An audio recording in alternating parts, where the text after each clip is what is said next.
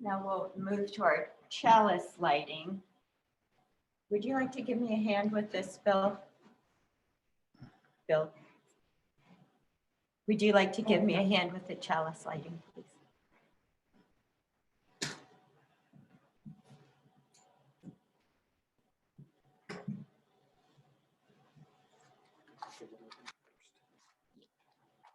When we light our chalice, everyone focuses on the flame.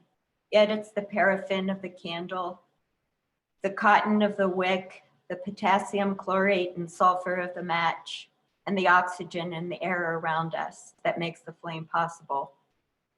As leaders, we're not called to be a lone beacon on a hill. Rather, we're meant to work together so that we might together shine. And I'd like to invite people to share a joy or concern that they'd like us to light a candle for. So please chat that in or speak. We might miss the chats, actually. I'd like to light a candle for a joy. The small group here in Sheridan, that's the Friends Committee on National Legislation.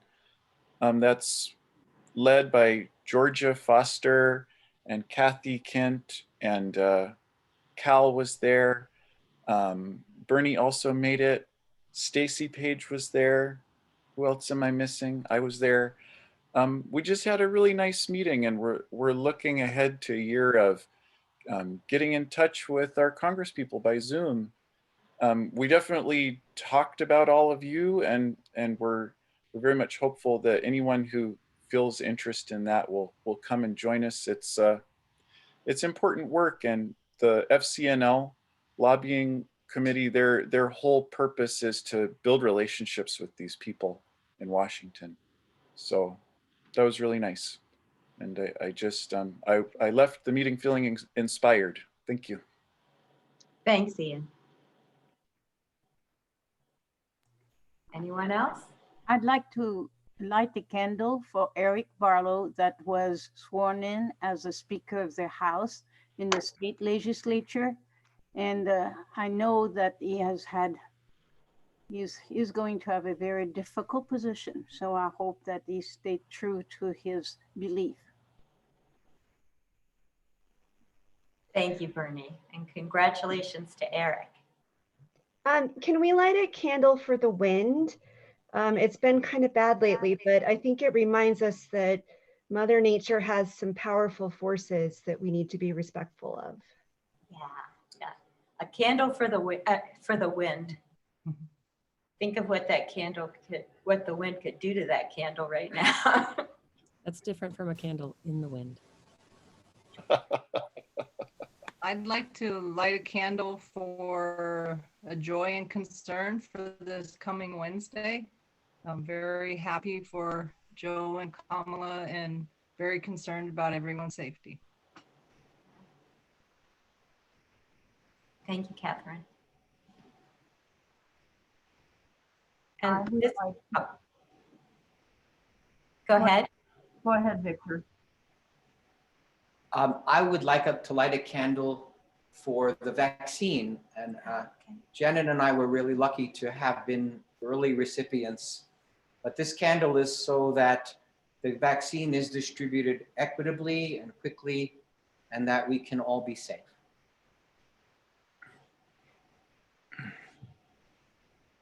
I would like to light a candle for a friend of ours, John Owings, who passed at the age of 69, for he and his family.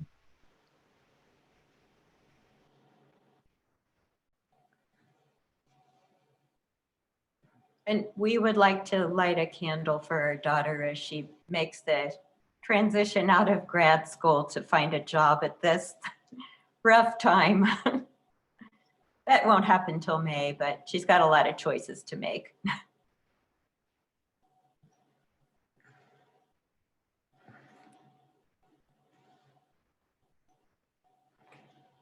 Go ahead, Cal.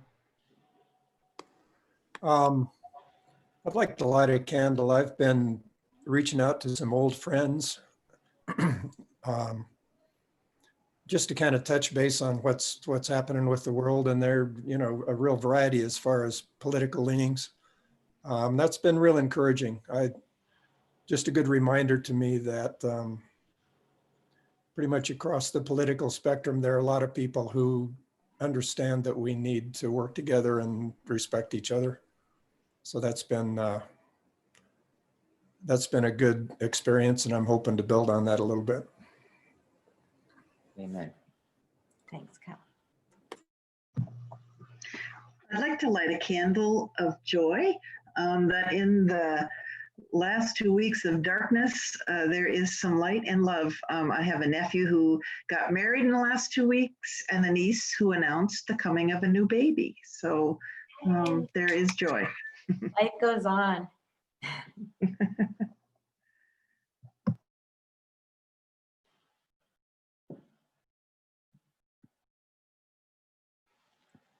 Is that it? So we'll light one more candle for joys and concerns that are felt in our hearts, but not shared verbally. Victor, can you flip the screen up just a little bit? The head chop off thing for taller people too. All right, now we'll have, Victor will be reading a story for all ages. So if you have any youngsters in your household, please bring them for this portion of the service.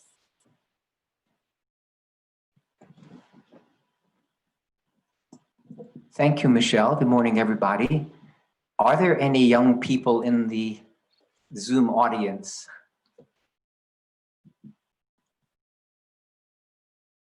Well, I guess we'll all pretend to be youngsters. And this story is called, "To Whom Does the Land Belong?" A farmer decided to adventure to a far-off land. Before he left, he found a man who agreed to look after his property while he was away. The caretaker could grow crops, whatever crops he liked on the land, and keep whatever profit he made while the farmer was away. 1 year went by, 2 years disappeared, 10 years flew past. Finally, 20 years later, the landowner returned. When he arrived home, he could immediately see that the caretaker had done an excellent job. The fields were green and lush. Fruit hung heavy on the branches of the trees. He could hear the bleats and clucks of contented animals in the stable. The farm couldn't have been in better shape. When the caretaker recognized that the visitor was a farmer who had left long ago, he invited him in for some tea. The two men exchanged news and gossip, and the farmer thanked the caretaker heartily. As their conversation was drawing to a close, the farmer asked, "Where will you go now?" "Go?" said the man. "Where should I go? After all these years of care and labor, surely the land belongs to me." The farmer was perplexed. How could it possibly belong to you? It's mine, and it's always been. The two men argued for a long time. Finally, the only thing they could agree on was to take their dispute to the wise man in the local village. The wise man listened carefully to each of their arguments. He was puzzled by the case. I'm going to invite you all to decide what you think about this. After a while, the wise man said, "I say we consult a higher authority." The farmer and the caretaker wondered who that might be. Would they need to travel to the city and to take their case before the court? The wise man shook his head. He walked back to the farm with the two men. When they arrived, the wise man lay down on the ground and placed his ear next to the earth. The farmer and the caretaker watched. The wise man lay there for a long time. Finally, he stood up, brushed off his robe, and declared, "The land belongs to neither of you." "What?" cried the two men together. "The land has told me that you both belong to it." The wise man bowed his head in farewell, then turned back home. The two men looked for a time at one another, actually, for a long time.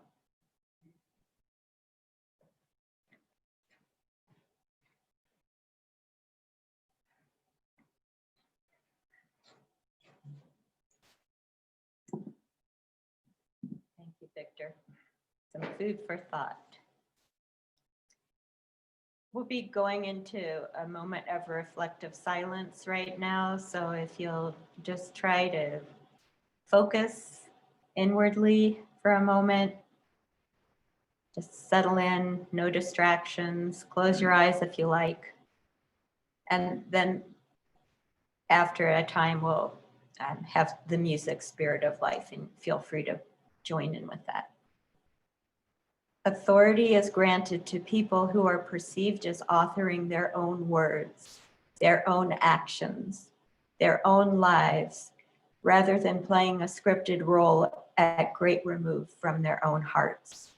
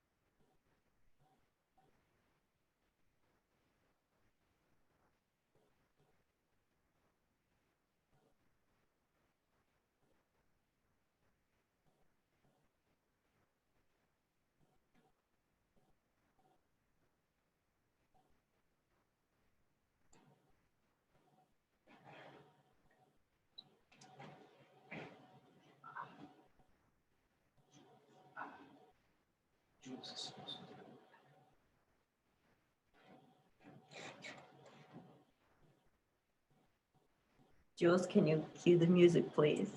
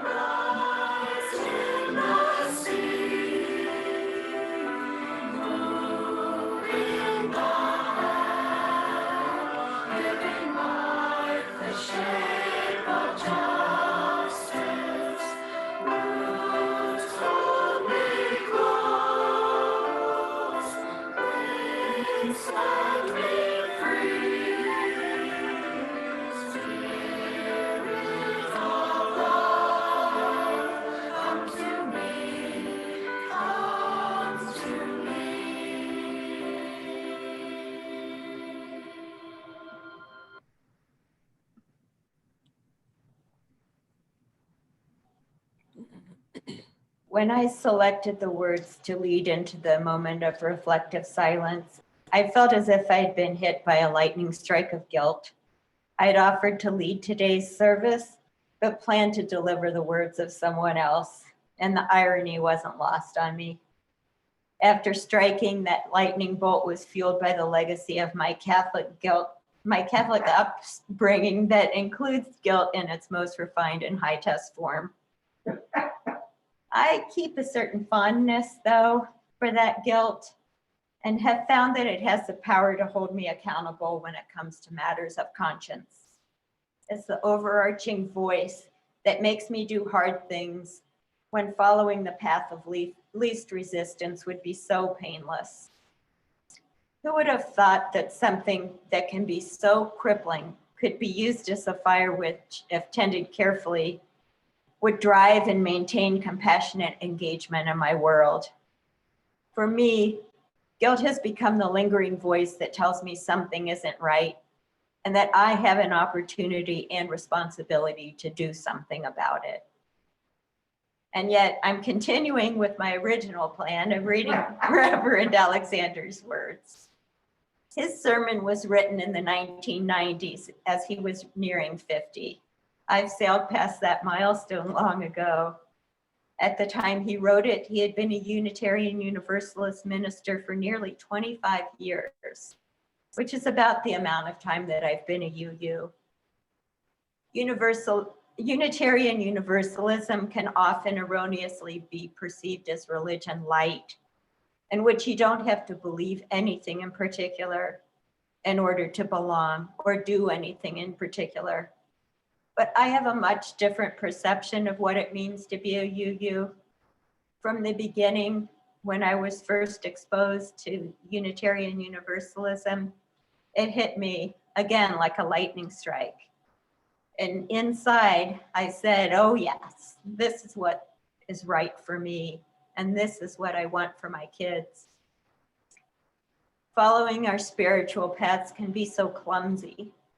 For religious refugees, certain concepts can be fraught with so much negative experience that we want to throw out the baby with the bathwater, purge the language, concepts, and ritual that we had from our earlier religious or spiritual homes. But I believe there's definitely a place in our paths for these, drawing on the wealth of the faith traditions that have persisted and can be woven into our spiritual paths as we work with respect and compassion to lead ourselves individually and collectively. So do I feel guilty about using the authority of the words of someone else? Yeah, a bit. And this guilt will likely in the future encourage me to speak more in my own voice with the conviction that can only come from using your own words, especially because I retain my Catholic guilt. I do think that Reverend Alexander's words will likely resonate with you, especially as he speaks with the authority gained through his experience as a UU minister, now of 46 years.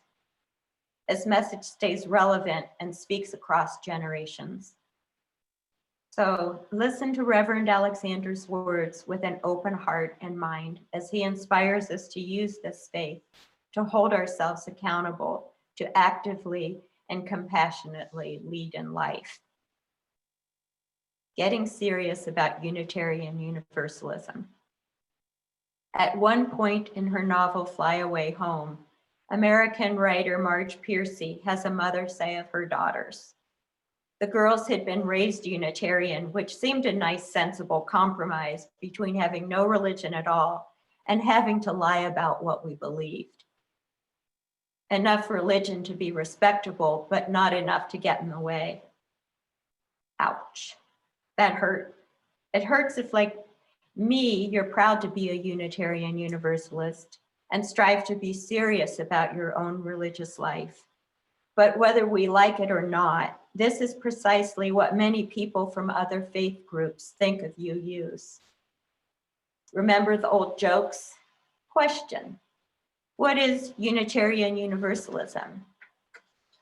Answer: a way station between Methodism and the golf course. Question, what do you get when you cross a Jehovah's Witness with a Unitarian Universalist? Answer, someone who knocks at your door for no particular reason. One old down east Maine fisherman asks another, and I'm not going to attempt the down east accent because I probably sound like Count Dracula. Unitarian Universalist, what's that? To which the other draws back, well, best as I can figure it, that's someone who has no principles and lives by them. I used to laugh when someone told jokes about how laid back and lax we Unitarian Universalists are about our religion, but I'm not laughing anymore. I've stopped laughing because I realize how terribly important it is for me to take my religious life seriously. As I reach midlife and approach my 50th birthday, I find myself increasingly compelled by life's vast spiritual questions and pressing ethical demands. I've stopped laughing because I believe with all my heart and soul, this troubled world desperately needs the compassionate and saving vision of Unitarian Universalism. I believe people, millions of many different cultures and backgrounds, need this transforming faith. I've stopped laughing because we can no longer allow ourselves to be marginalized, ridiculed, or dismissed. Unitarian Universalism will never realize its great potential and mission unless we are, in both reputation and reality, serious religious people. Will you join me now on a journey to explore what it means to get serious about your Unitarian Universalism? We must begin by acknowledging that we UUs are largely responsible for our reputation as the lightweight and soft religion. My colleague Bill Miller puts it bluntly. For too long, we have not taken ourselves seriously. We've offered a haven for those on their way out of institutionalized religion. We've demanded little and received the same. Too many of us have actually espoused the notion that one can believe anything and still be a Unitarian Universalist. We've resisted the strictures imposed by form and structure and embraced a laissez-faire spirituality that has commanded the respect of nearly no one. I've been a Unitarian Universalist minister for nearly 25 years. In every congregation I have served, there have been people for whom Unitarian Universalism seemed little more than a casual convenience, an occasional hobby, a peripheral part of their lives. This reality was driven home for me when a parishioner in New Jersey told me that he liked the church because it's an interesting and entertaining place to be on Sunday mornings when he's not away skiing. Other ministers and denominational statistics have pointed the same sad picture. Far too often, we've been a low participation, low expectation, low commitment religion. But something new is striking our movement.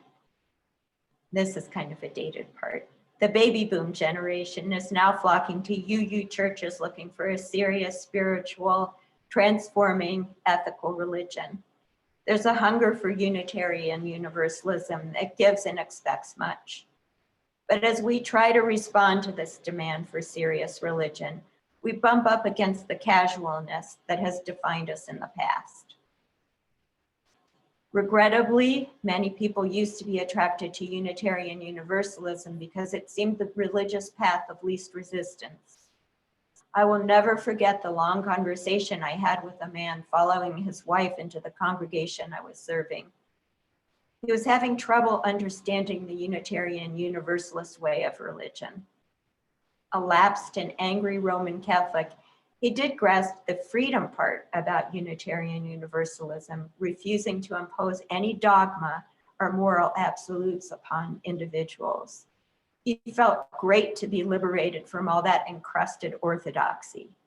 But having been raised in a church where beliefs were imposed from above, not nurtured from within, he just couldn't grasp how UUism, like any serious religion, continually challenges each person to be careful, authentic, compassionate, and responsible living. With more than a little sarcasm, he said to me, "Hey, this religion is great. It's a cakewalk, a Sunday walk in the park, no dogma, no catechism, no confession booths, no eternal damnation or sin. I like it. If I join this church, I can just lean back and believe whatever I want to." No matter how I tried to explain what a demanding, disquieting, lifelong journey it is to be seriously on the Unitarian Universalist path, this guy just couldn't get it. Like so many come-outers in our movement, he fixated on our freedom. Thank God, at last a church where I don't have to pretend to believe all that stuff I don't believe. He missed altogether the haunting challenge and demanding tension written into the fourth UU principle. Ours is a free and responsible church search for truth and meaning. To be a UU is to spend a lifetime seeking reality and truth, and to live in this world in an ethical and principled way. There's nothing casual or easy about that. My colleague, Charles Magistro, speaks to this point. I'm amused by the view that it's easy to be a UU.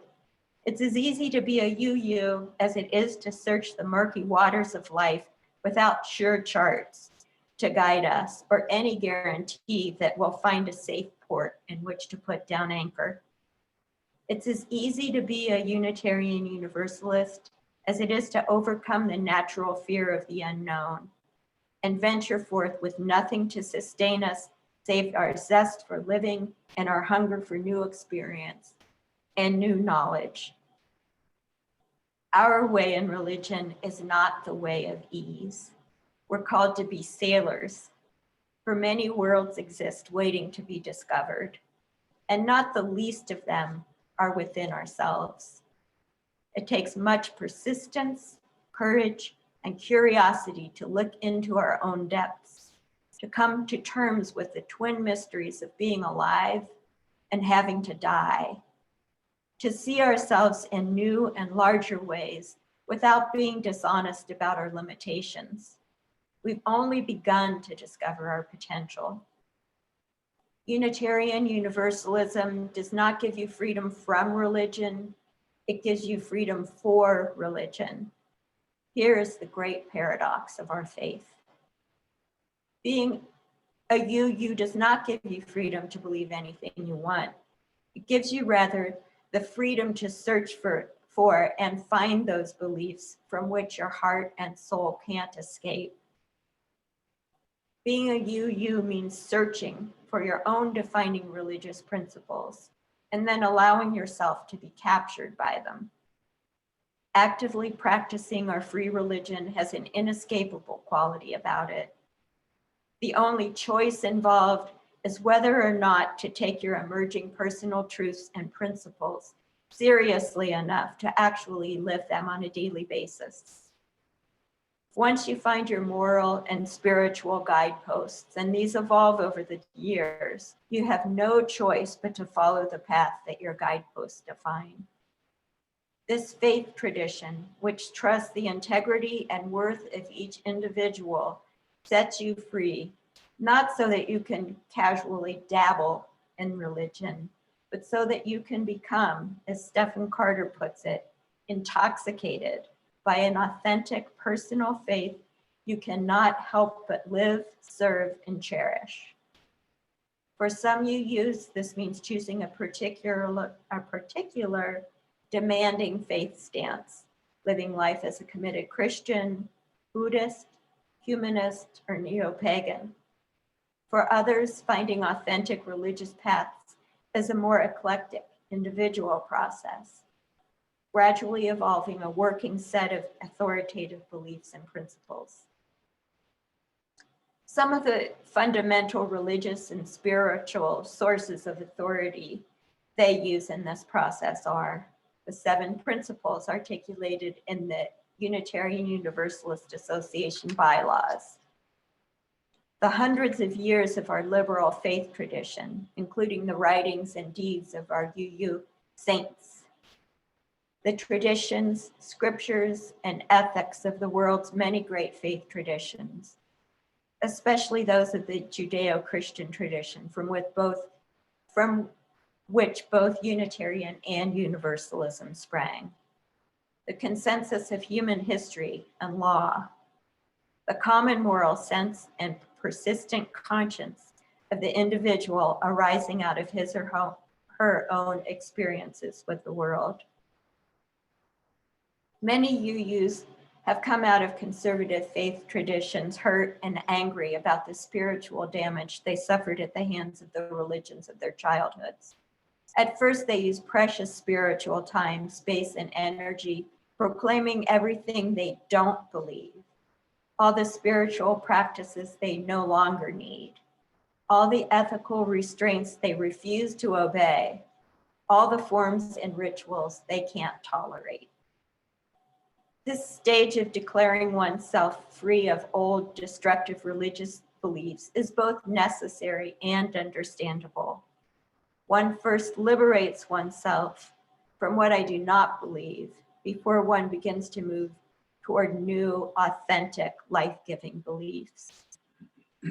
Although a few UUs get stuck spiritually by wallowing in negative rebellion from their religious paths, most sooner or later begin using the freedom that comes with being a UU to get serious about discovering what they do believe, finding the ethical and moral principles that inform their living, and engaging in spiritual practices that feed their souls and energize them for careful, responsible living.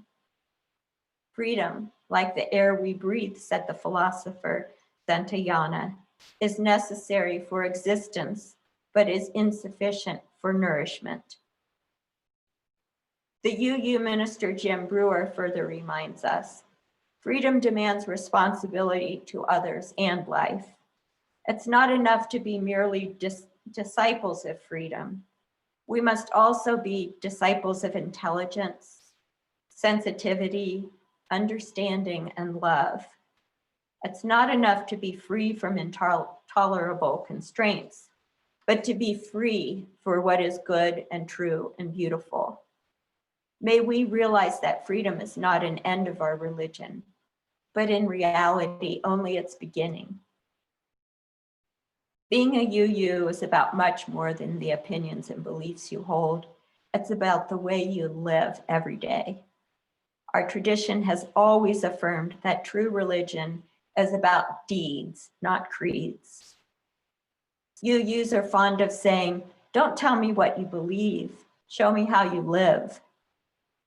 As one minister pointedly put it in his sermon title, if being a Unitarian Universalist were against the law, would there be enough evidence to convict you?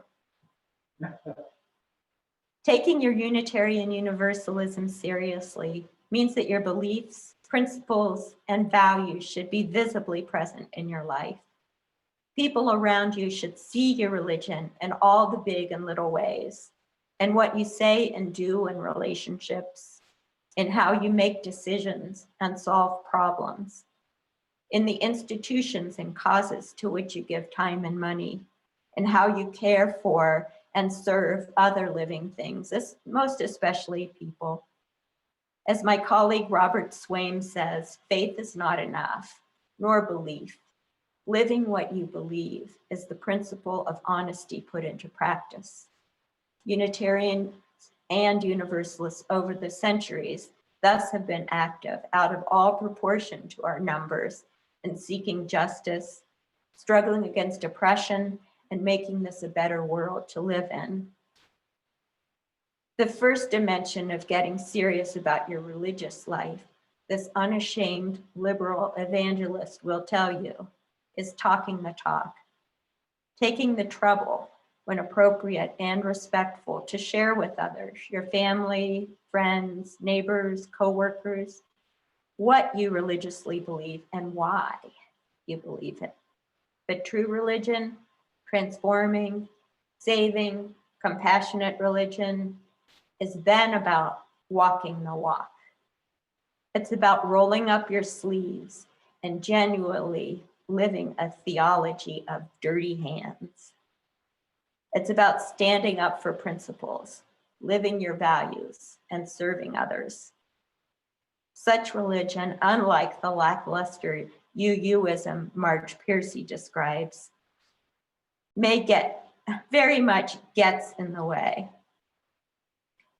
It's not convenient to live by one's most dearly held principles. There are many costs and sacrifices that are required. True religion limits, tests, and challenges the individual. It is often anything but fun. For in this broken world of ours, it's hard to serve justice, difficult to work for peace and equality, demanding to live compassionately. The history, spirit, and principles of our UU faith clearly call upon us to grow bigger, more inclusive hearts. Being a UU means daily lending yourself and your soul to the building of a gentler, more humane world, most often not in grand and glorious heroic feats like those accomplished by great human saints, but in little everyday ways that have the power to transform our world, one caring, responsible deed at a time. Now, please don't be intimidated. Being serious about your Unitarian Universalism means that you simply strive to make a positive, principled difference right where you live in your little cluttered corner of life, and all the everyday ways that count. Our religion, well and responsibly lived, looks like the everyday examples expressed throughout this sermon. Being a UU is not about single-handedly rising to the level of noble sainthood, like UU Clara Barton founding the Red Cross during the Civil War, or Theodore Parker protecting runaway slaves with his loaded gun, or Reverend James Reeb dying in the streets of Selma. It's about being a caring, authentic person, living the beliefs and values that grow in your life's center. For some months, the Church of the Larger Fellowship staff has been discussing a process for helping members get more intentional and serious about their religious life. In the coming months, we will share materials that help you articulate to yourself what you now believe as a UU. Remember, beliefs and values can and do change over a lifetime, but at any given point in life, you can clearly express that to which you have loyalty. Assess the ways in which you already live your Unitarian Universalism. Identify new ways in which you want to express your religious and ethical commitments.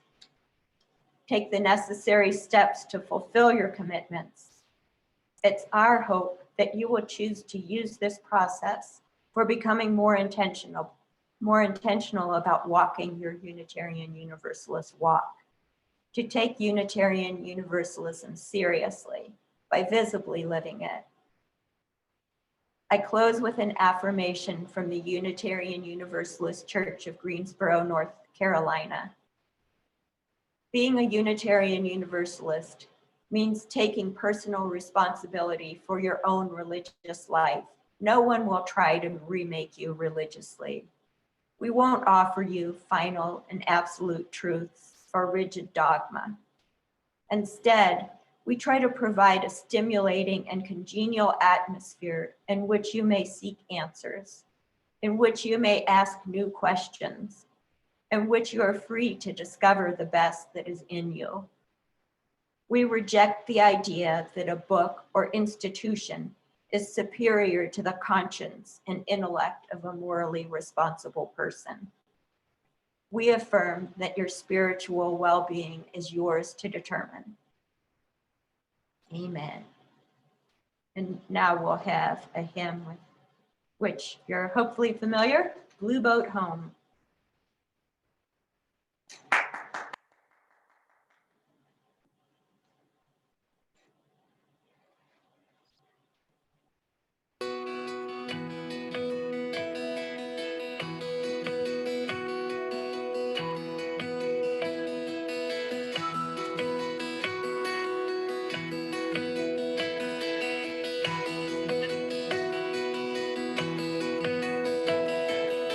Low below me, I feel no motion, standing on these mountains and plains, far away from the rolling ocean.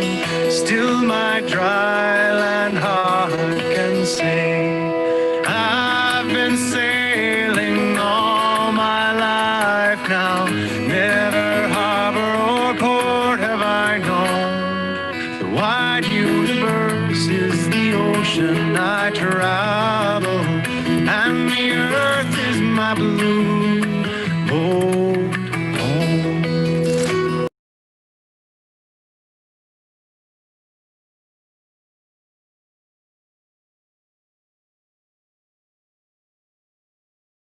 And move my rudder as I ply the starry sea, leaning over the edge in wonder, casting questions into the deep, drifting here with my ship's companions, all we kindred pilgrim souls, making our way by the lights of the heavens in our beautiful blue boat home.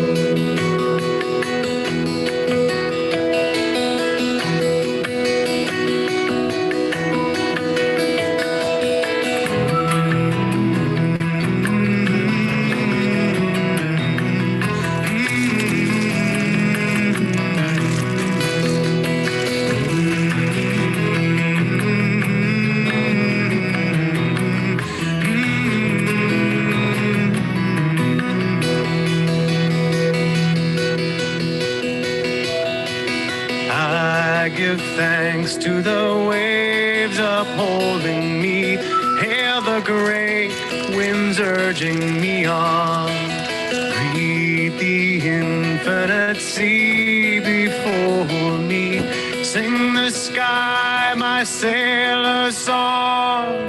I was born upon the fathoms, never harbor or port have I known.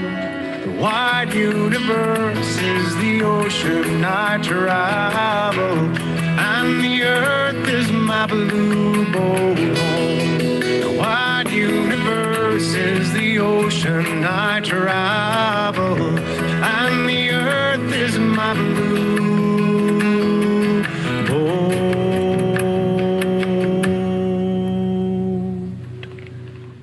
home.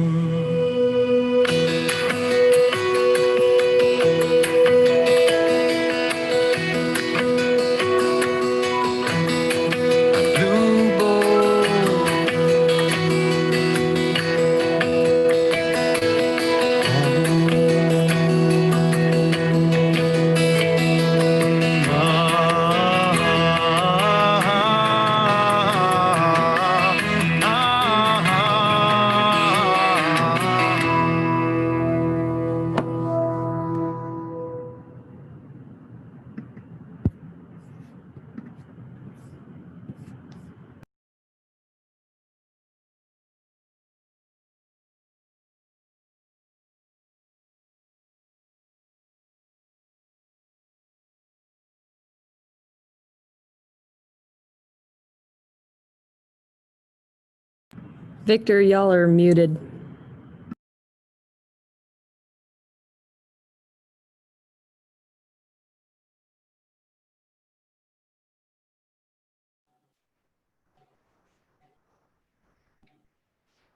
How's that? Okay, thank you. If you would like to join me symbolically in blessing the offering, the address for Tithely is in our, I think it's on our website, as well as in the order of service that was emailed to you. Or you can send the contribution to Ramona at her residence. Let this be an offering to sustain and strengthen this place, which is so sacred to many of us, a community of memory and hope, for we are the keepers of the dream.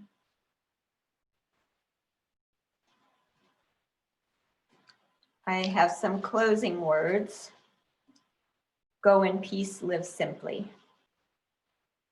Go in peace, live simply, at home in yourself. Be just in your word, just in deed. Remember the depth of your own compassion.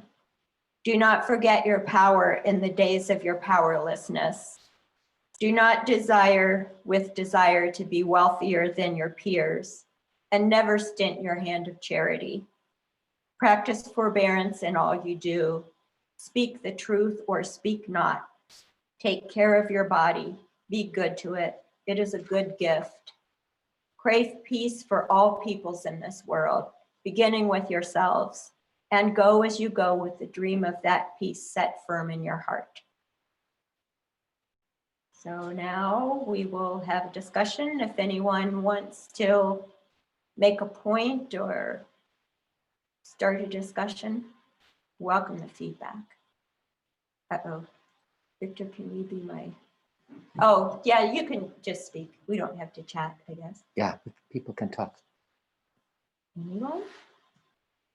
Well, I shall start the ball rolling. Okay. You know, one of the common criticisms of Unitarian Universalism, besides the one that Alexander spoke to, that we're religion light, you know, we don't really take it seriously. The other one is that we're arrogant because we're not accepting authority. We feel like we're superior to the traditions, right? I'm just curious if you have any thoughts about a response to that kind of attack on, you know, our attack on traditional authority, as it were. Yeah. This is strictly where I stand on it, and having grown up with Catholicism, where definitely things were from above, but also some inner voice in me, you know, I was the person who would question authority. My dad called me his little iconoclast. And I can't help but think that, you know, that would be a gift from God, that we have our own moral compass inside each of us.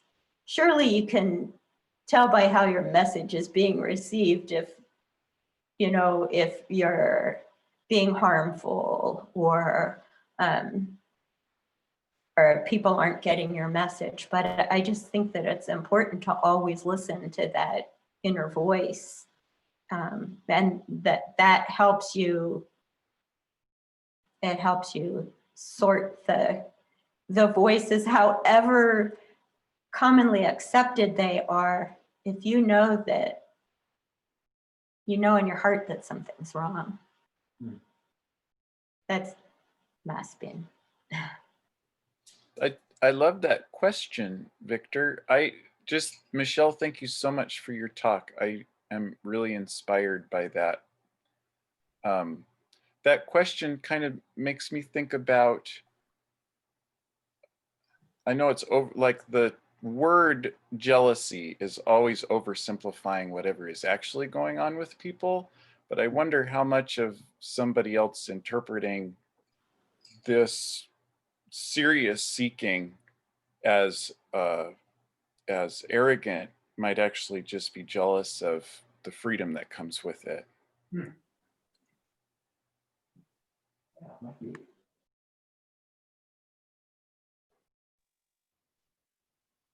Michelle? Yeah. I'd like to thank you for the whole thing, but particularly for speaking up for guilt. However named. I've always felt it got a bad rap. And of course it can do a lot of damage, but as I think personally, I think, where would I be without it? Where would I be without that feeling that says you have strayed from the path? Right, right. And it's different from the thing with original sin, that you're born bad and that you're imperfect. And you know, the whole thing about certain earlier parts of Catholicism, people would self-harm to, you know, I think it was called, I can't remember what it was called, but Self-flagellation? yeah, self-flagellation, but that sounds dirty. Same thing, I guess. No, yeah, not talking about that, but it's your voice inside that when you know something is wrong, you're complicit if you just let it slide. Michelle? Yeah, hi, Cal. Hi, that was great. I really, I really like your modified caving to guilt. That was a good balance for me too. Thanks for that. I was thinking, you got me to thinking when, if I could pinpoint kind of a time or a general time when I started to realize that being a UU is not a cakewalk. Yeah. Because I've been associated with UU for a long time, and I really get that perspective. I think it's easy to have that perspective. Couple of things that are, and I can't pinpoint the time, but it's work. It's good work, and and it's good trouble sometimes. I like that phrase. A thing that occurred to me, and I'm kind of a word guy, when we were talking about freedom, I thought about a word, maybe I made it up or maybe it already exists, which would be free responsibility. Because they go together. I mean, if you're serious about both of those, the fact that I have freedom also makes me responsible for what I do.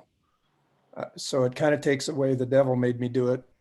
It kind of takes away, it's all going to be okay, whatever I do, because whoever will forgive and save me, it's up to me. And that's a challenge. And it's a good challenge. But I think that's just become more important to me over the years, and it's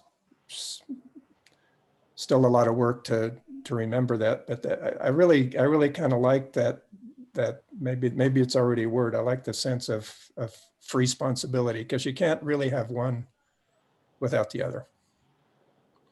But I really like your talk, and I appreciate it. I would just add to the responsibility part, just the whole sense of looking in the mirror, as far as both individually and as a fellowship. Yeah. Just that really is, I think that's really rich in terms of what we're seeking.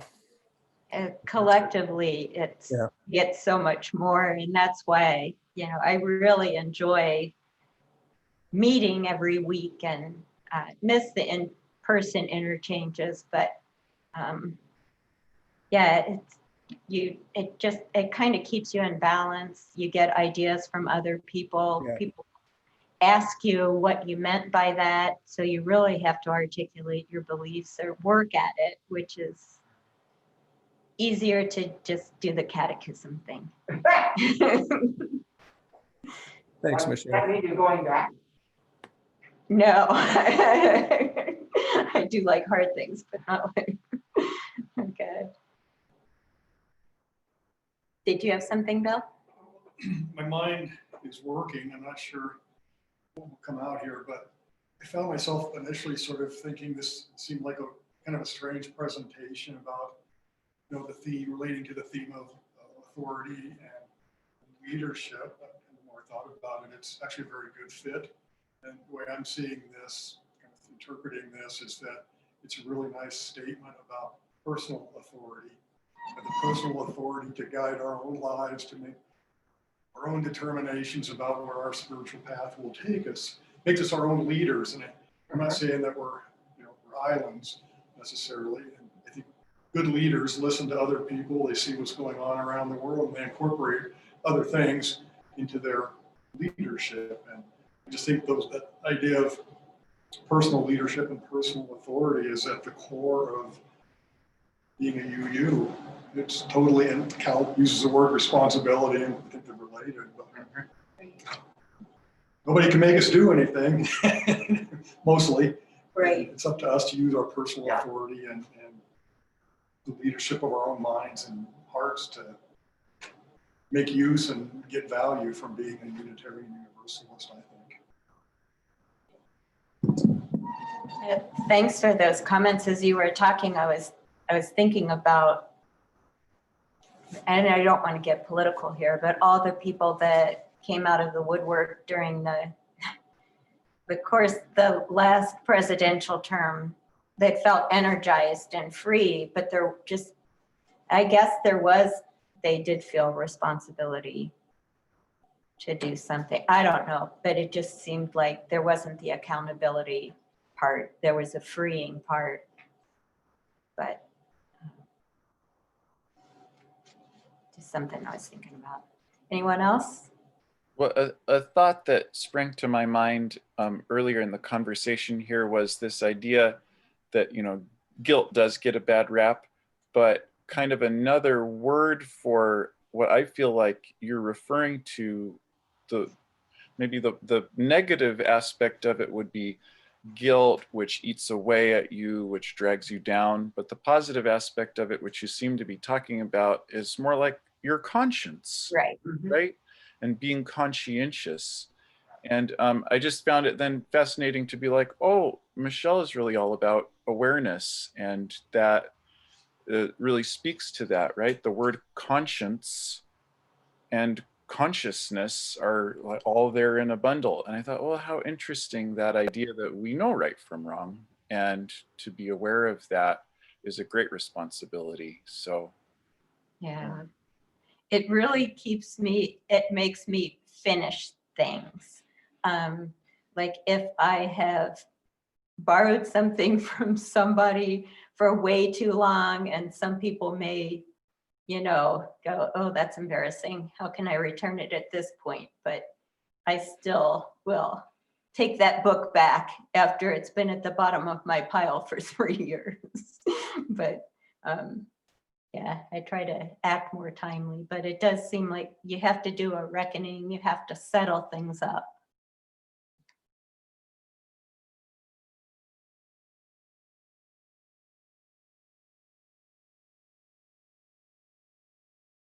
Anyone else?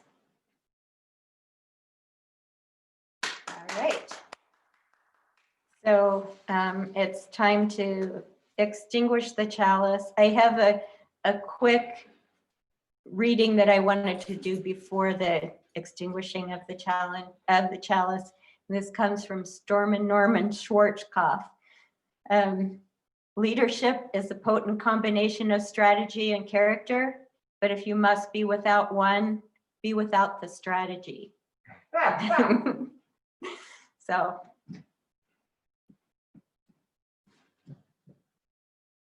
we extinguish this chalice flame, daring to carry forward the vision of this free faith. That freedom, reason, and justice will one day prevail in this nation and across the earth. Amen. Thank you, everyone.